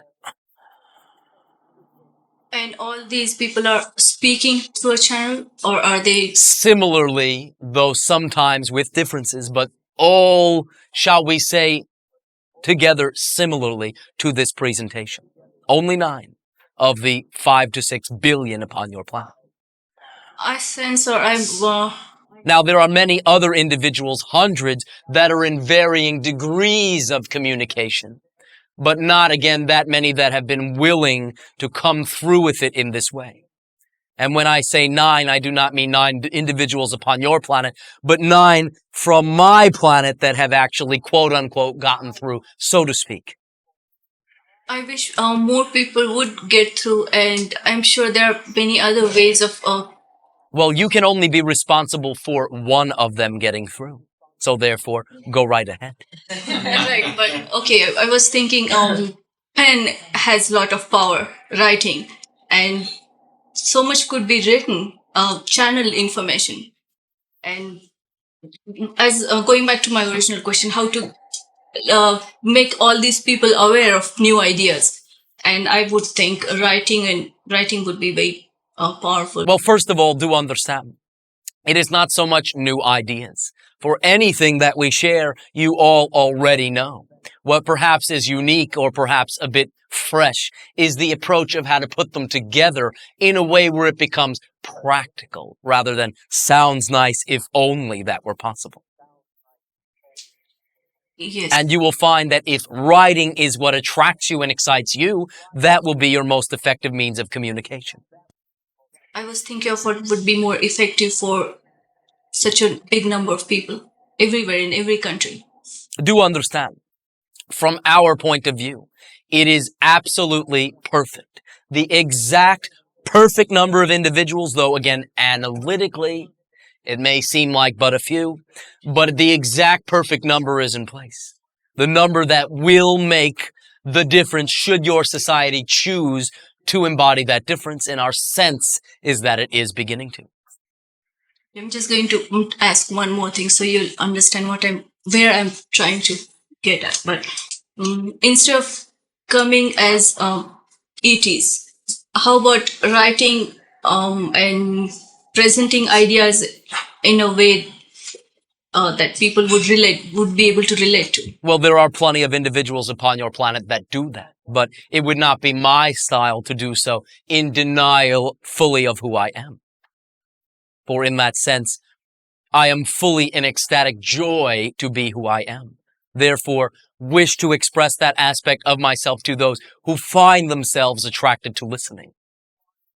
But you will find that there are many ways that the information can be presented to, in a sense, fill those particular specifications, the already existing information, for there is much of it. Yeah, okay, so just the last comment that This is approximately the 93rd interaction through this channel. There are over 300 interactions for what you call Darul Anka. There are many more through many other channels. The information is coming through loud and clear. It is simply a matter of individuals functioning through their excitement to take what is already there and allowing it to get out to the masses with integrity through excitement. Yeah, I personally enjoy this very much. And on the other hand, I was thinking of only the outcome and not how it is done, but the outcome. And well, do understand that life is not the destination. Only it is the road as well. So smell the roses. Have a good time. Look around. Thank you very much. Oh, thank you. Shut it. Ace. Ask you, you spoke of soulmates earlier. Ace. You did not have a guide. Does your beings do they have soulmates? Well, again, our definition of soulmates is quite loose. For you have particular individual souls that you interact with over courses of lifetimes, extensively, so to speak. But any individual that you ever meet in a given second, being that you are co-creating, so to speak, a reality with them, in that second, one soul and another soul is your soul mate for that second. So in a sense, we look at all as our soul mates. In general, your society utilizes this term in a very rigid, specific, and limiting way as the other person who will make you complete, as though you are not already complete. That is not our perspective of what soulmate means. It is simply any individual consciousness that you co-create anything with is your soulmate for that exploration. Though again, there will be certain, colloquially speaking, families of souls that have a high degree of propensity through similarity and exploration to reincarnate and pirouette around each other from life to life to life in different forms of relationship and presentation. You will find many of the individuals who attract themselves to interactions such as this are members of such a soul family that dates all the way back to what you sometimes call Atlantis. Do you have acquaintances, but do your beings have families? Yes. We also, loosely speaking, procreate, yes. Though there is a far looser definition of what you would call the familial unit. For everyone in our society is fundamentally married in consciousness to everyone else, not ritualistically, but there is that degree of dedication, that degree of willingness to allow everyone to be who they are and to allow whoever we attract in a given moment to be the exact obvious reflection of what we are choosing to create and what will enable us to enhance and enjoy that creation most fully. Thank you very much. Oh, thank you. Soulmate. Shutting. Ace. Well, thank you for coming. I've been enjoying this very much. Well, thank you for being here as well. My question is, I feel connected to the Orion. In what way? And what is your understanding of that energy? That's what I'm trying to find out. I'm not sure of the connection, but I feel it strongly, and I really don't understand why, and I've been told I'm heavily protected. All right. Our particular sense of this energy will represent in ancient times extreme exploration of negativity, suppression, oppression, not unlike certain of the societies that have existed on Earth in the historical past. However, contemporary to your time frame now, there is much light and integration within that system. And perhaps this is the relevant point to you. The coming into the light from the choice of exploring the darkness. And in a sense, utilizing the lessons that enable you to expand and grow and begin to integrate rather than disintegrate within your reality and send those, shall we say, messages, quote unquote, back to that civilization as an assistive stream. Does that make sense? A little bit. All right. I'm trying to get more of an understanding of. So I guess what you're saying is that's where to come from. Well, in a sense, you are very strongly connected to past existences there, therefore have a vested interest in seeing the quote-unquote positive turnout, but have, shall we say, gone on a bit of a field trip to allow, again, some, well, extra Orion perspective. Okay, I more recently have been reading some books written by Solara, which focus on the Orion system, and a lot of it's done in novel form and a story form. What can you tell me about these books and novels and information that comes through them? That will depend completely upon what you tell me. Okay. What can you tell me about what you already understand as to not be redundant?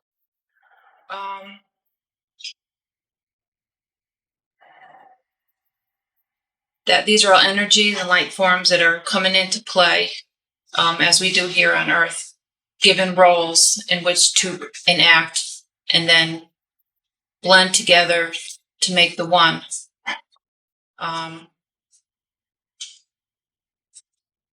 Is there a particularly unsettling viewpoint that you wish to discuss?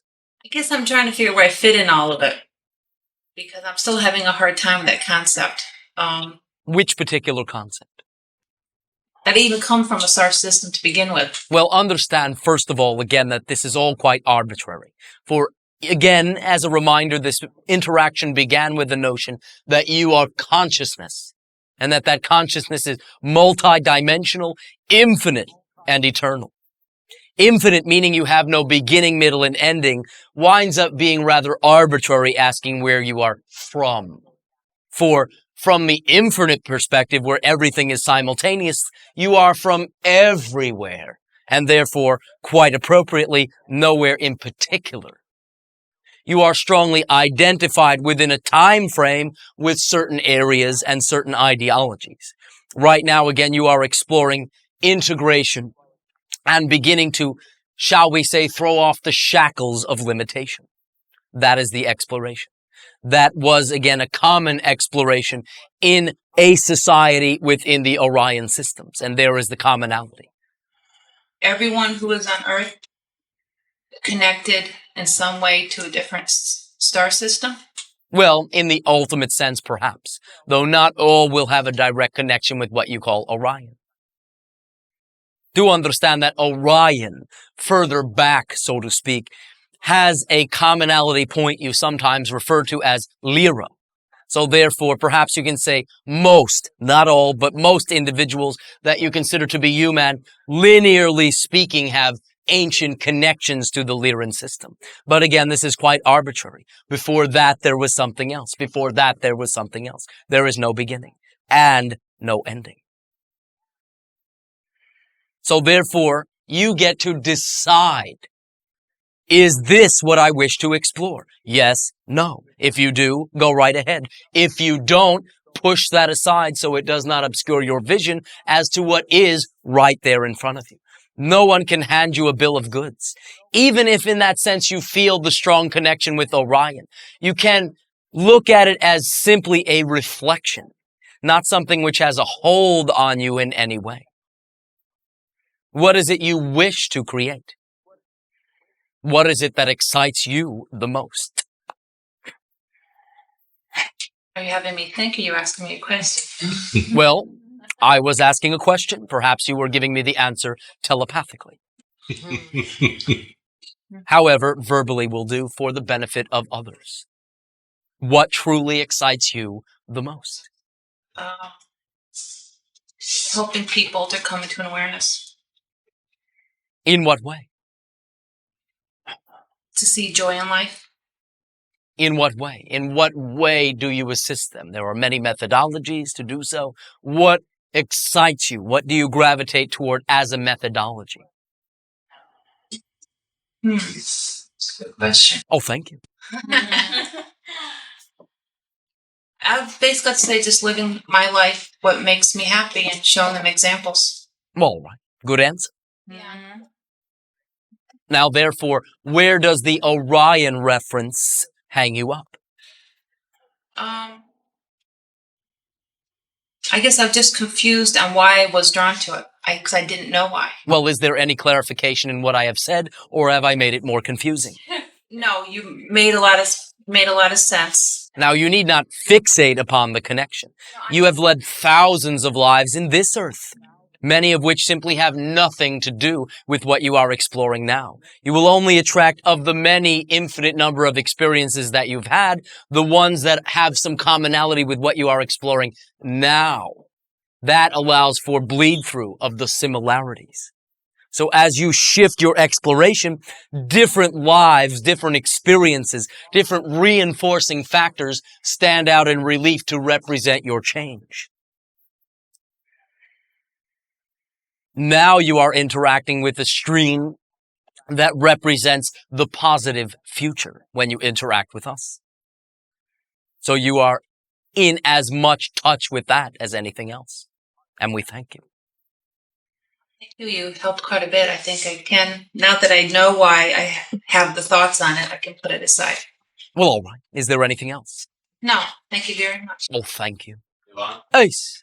Are the Orions and the and the people in the Pleiades, are they at the same level of manifestation we are?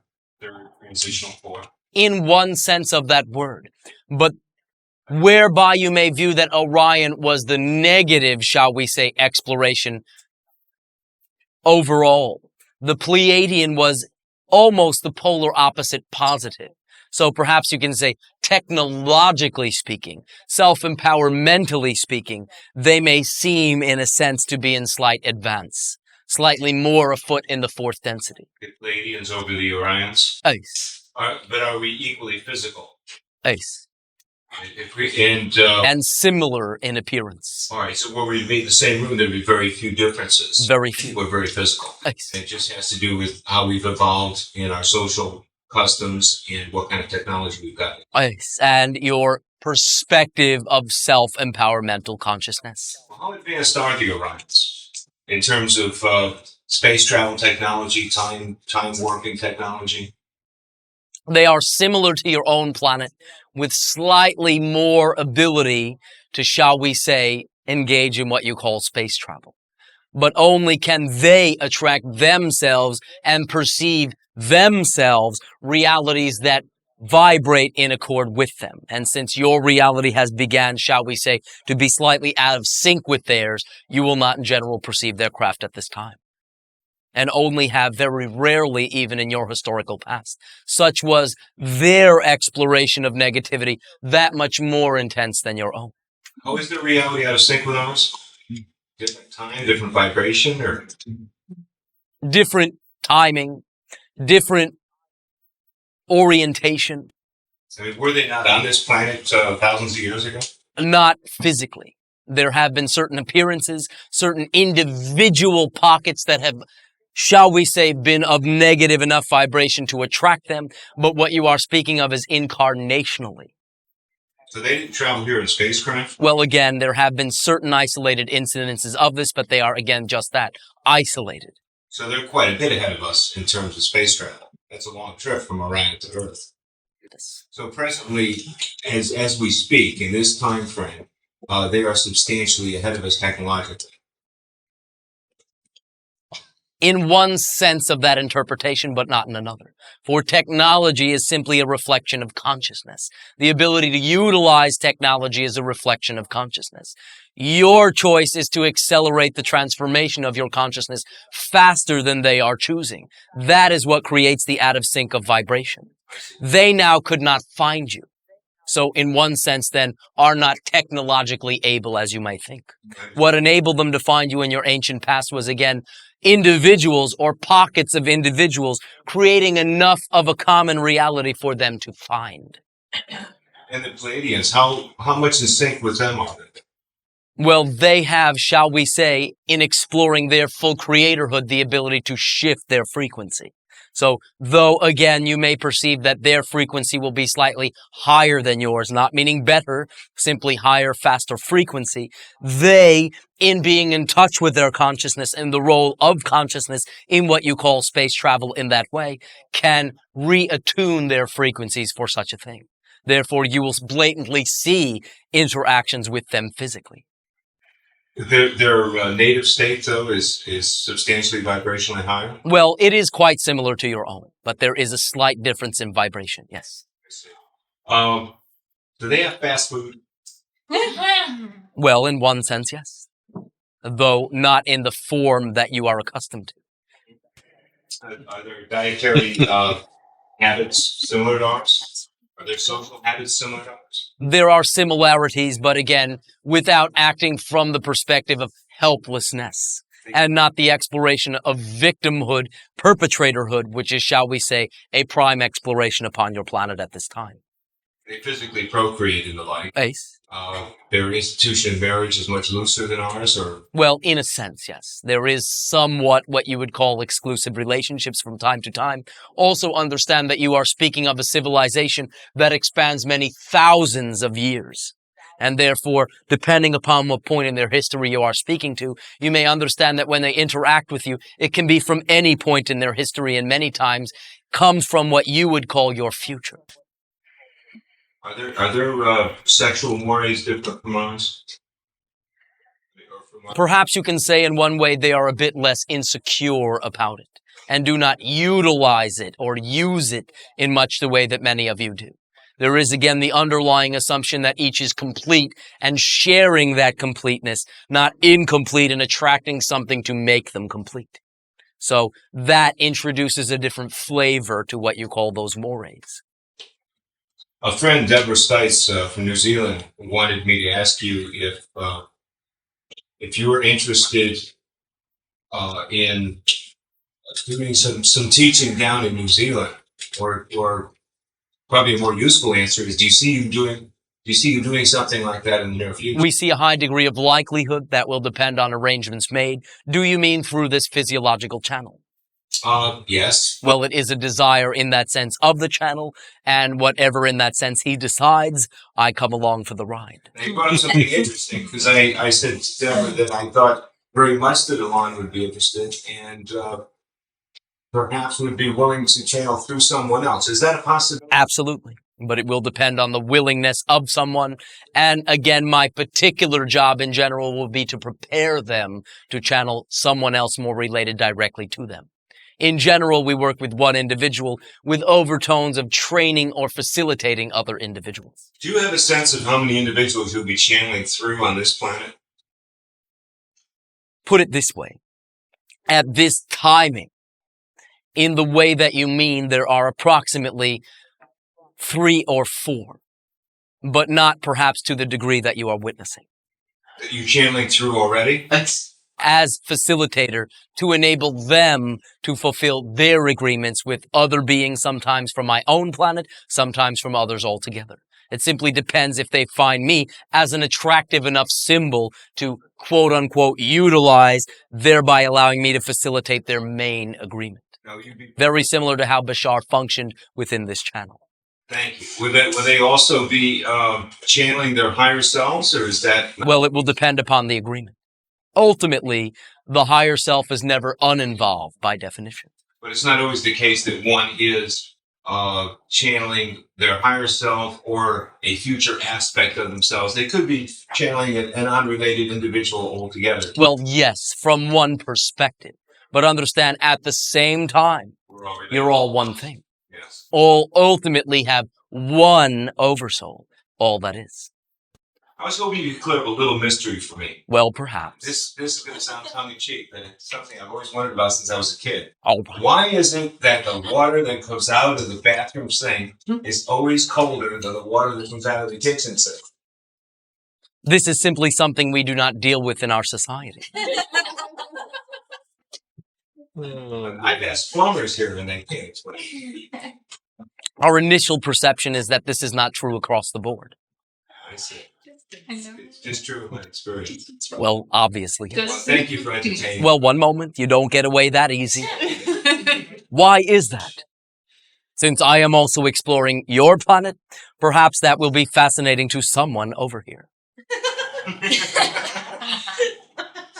I have just always found in whatever house I've lived in, whether it's my parents or any of the many houses I've lived, or apartments for that matter. Well, what are the symbols? What does the bathroom sink symbolize to you versus the kitchen sink? Well, the kitchen sink is usually where one goes for a glass of water.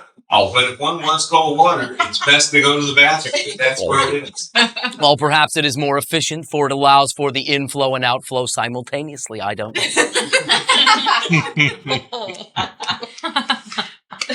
Thank you for your input. Well, we thank you for your willingness to speak to us as an equal. Oh, can I ask who the lady is traveling with you this evening? Well, you can ask. Can I get an answer? Well, all right. What we have referred to as Anya. Good, thank you. And how is what is Aliota doing these days? Which, by the way, you will hear from soon. Oh, good. Through the channel before. Yes. And Aliota, what is she specifically up to these days? One moment. Interestingly enough, is at this time communicating to an individual upon your planet. And would you communicate to her that I'm ready to begin my flying lessons? All right. Understand there is no reason in that sense to use me as a middleman. Simply tell her yourself. Thank you. Thank her. There will be but time for a few more sharings. Sharing. I have another question. Oh, thank you. I'm gonna ask unless someone else has others. Oh, conditional question. What a new experience. Okay. All right, I'll ask a question. Oh, good. Are you having a good time? Yeah. Oh, thank you. Your turn. Okay, let me do this quickly. I recently read a book that was suggested that I read. It's channeled by the Christ and talked about 12 universes. Do you acknowledge this? Were there 12 universes created, the Earth being the 12 within the 12th universe? From one point of view. From a transcendental point of view, there are simply, and again, hopefully you are sitting, an infinite number. It is not merely one or another. From one perspective, that is a valid way to look at it. But from another overall, more expanded perspective, it is simply one of the infinite, an unsettling word, infinite number of universes. Meaning that the universe that we're presently in is one of the many infinite. One of the many infinite versions of Earth itself. Okay. There is not simply one Earth, you are upon it, this is the way it is. There are an infinite number of parallel Earths. As an example, if you are walking down your road and you come to a fork and you turn left, in some aspect or totality of your reality, a portion of you took the right and lived the results of the right. From the perspective of the one taking the left, the one that took the right is a parallel reality, similar to the one that you are living, but with different choices made. So therefore, there are an infinite number of parallel dimensional versions of this reality.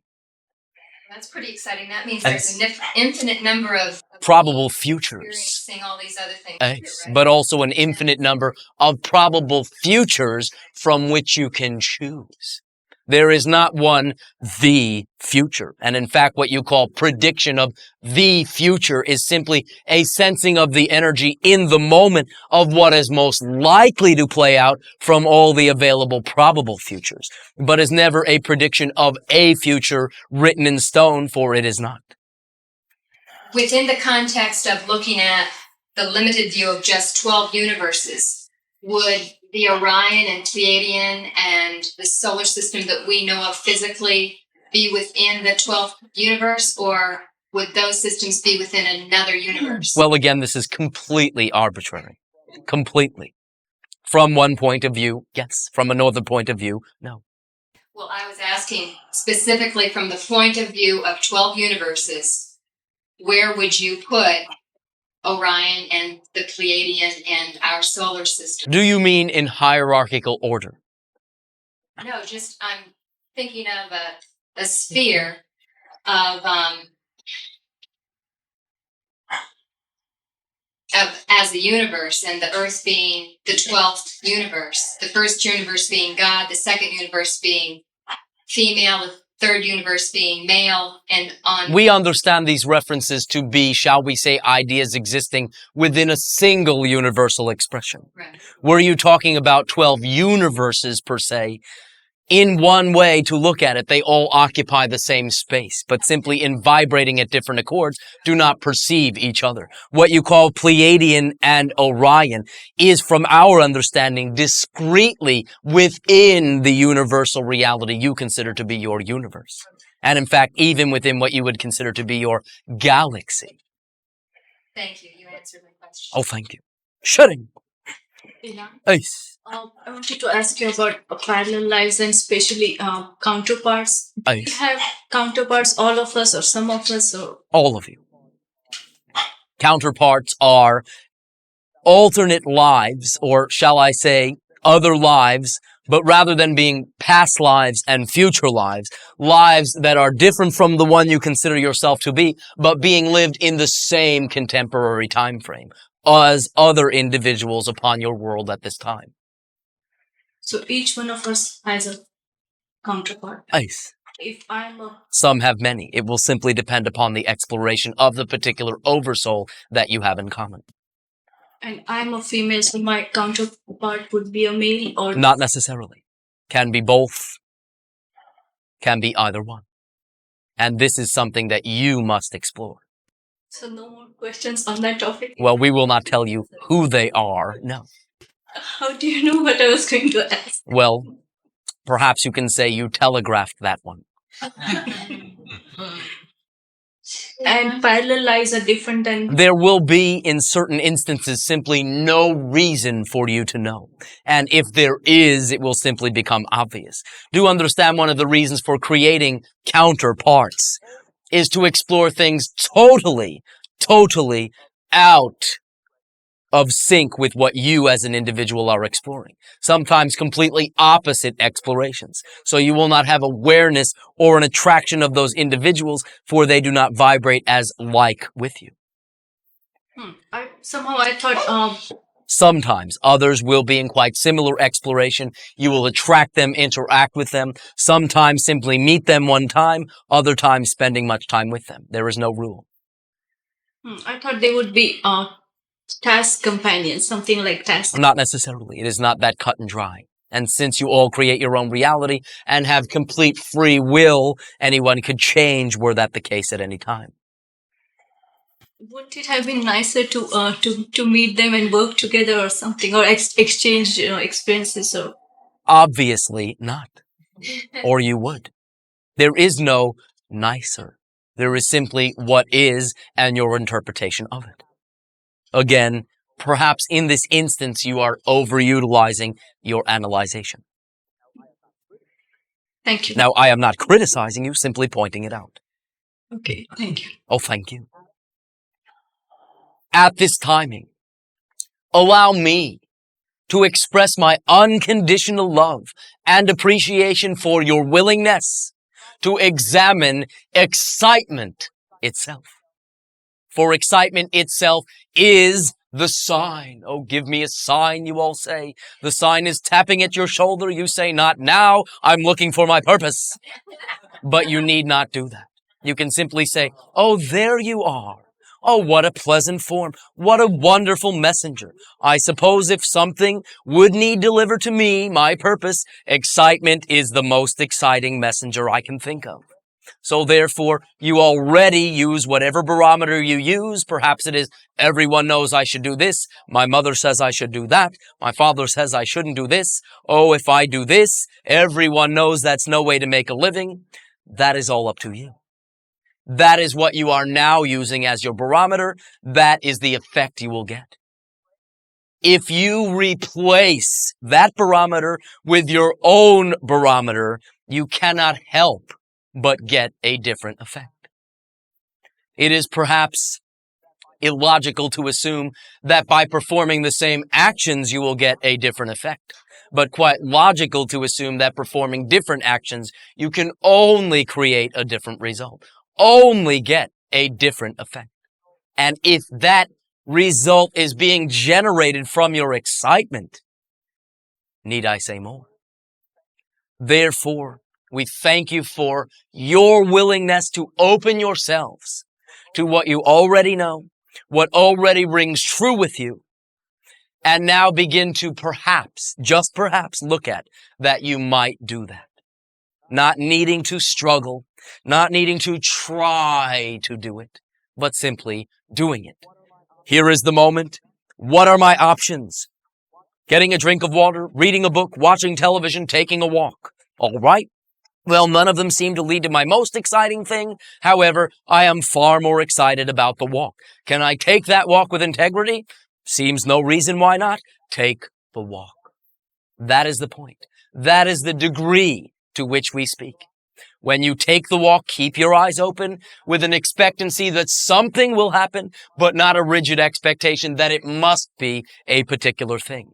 When you find an advantage or opportunity arise from doing an exciting thing that was not there before, act, move, do, put it into action with integrity. You cannot lose, and you will follow the thread that your excitement will create, weaving the tapestry which will be your beautiful life. I thank you and bid you all a most fond and loving life dream and dream lives. Good evening.